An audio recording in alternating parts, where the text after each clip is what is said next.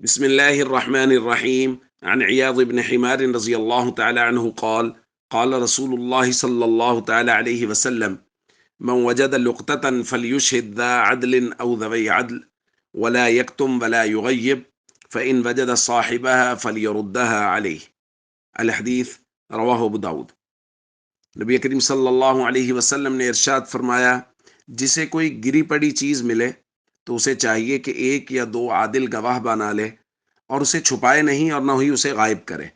پھر اگر اس کا مالک اس کو مل جائے تو وہ چیز اسے لوٹا دے۔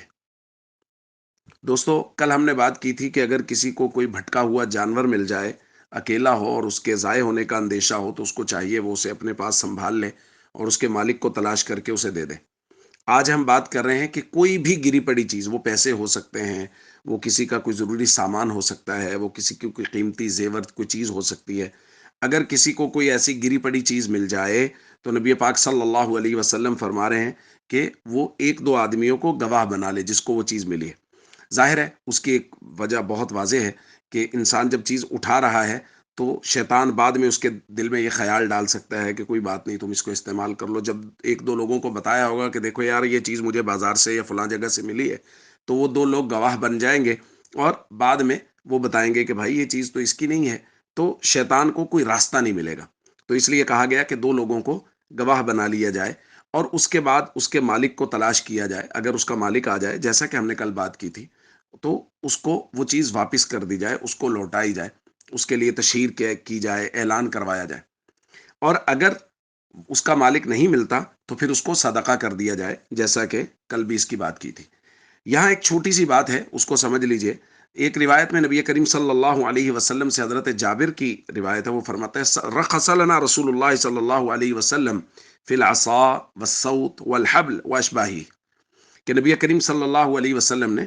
ہمیں، کوئی لاٹھی کسی کی گر گئی ہے، کوئی ہلکا سا کوڑا گر گیا ہے، کسی کی کوئی لکڑی ایک آدھ گر گئی ہے، یا اس کی مثال، یعنی یہ وہ چیزیں ہیں جو ہم معاشرے میں قیمتی نہیں سمجھی جاتی، اس کے لیے لوگ ان کو تلاش نہیں کرتے پھرتے۔ تو اگر ایسی کوئی چیز کسی کی گر گئی ہے اور کسی آدمی کو مل گئی ہے تو وہ اس سے نفع اٹھا سکتا ہے۔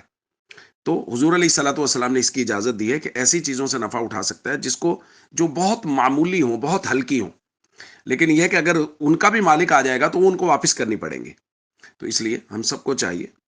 بازار سے کسی کو پیسے ملے ہیں، کوئی اور چیز ملی ہے، تو اس کے مالک نہ بن کے بیٹھ جائیں، یہ نہ سمجھیں یہ بس مال غنیمت ہے اس کو استعمال کر لیں۔ ہمارے ہاں کسی کو کوئی چیز گم ہو جائے، بلکہ ہمارے ہاں تو چیزیں خود ان کو اپنے پاس سنبھال لیتے ہیں لوگ اور بعد میں کہتے ہیں لاؤ جی ہمیں کوئی چیز کھلاؤ تبھی ہم تمہیں یہ چیز واپس دیں گے۔ تو اس طرح، یا کسی کو کوئی چیز گم جائے اور آپ کو مل جائے تو آپ اسے کہیں نہیں جی کچھ چیز کھلاؤ گے تو ہم تمہیں یہ واپس کریں گے، یہ شرط لگانا بھی شرعاً جائز نہیں ہے، بلکہ آپ کی ذمہ داری ہے کہ وہ چیز آپ مالک تک پہنچائیں، اور یقیناً اس کے بدلے میں اللہ کی طرف سے آپ کو بہت بڑے اجر کی یقین دہانی کرائی گئی ہے کہ وہاں سے بہت بڑا اجر ملے گا۔ تو ہمیں ان معاشرتی اسلامی اقدار کی پوری رعایت کرنی چاہیے۔ السلام علیکم ورحمۃ اللہ وبرکاتہ۔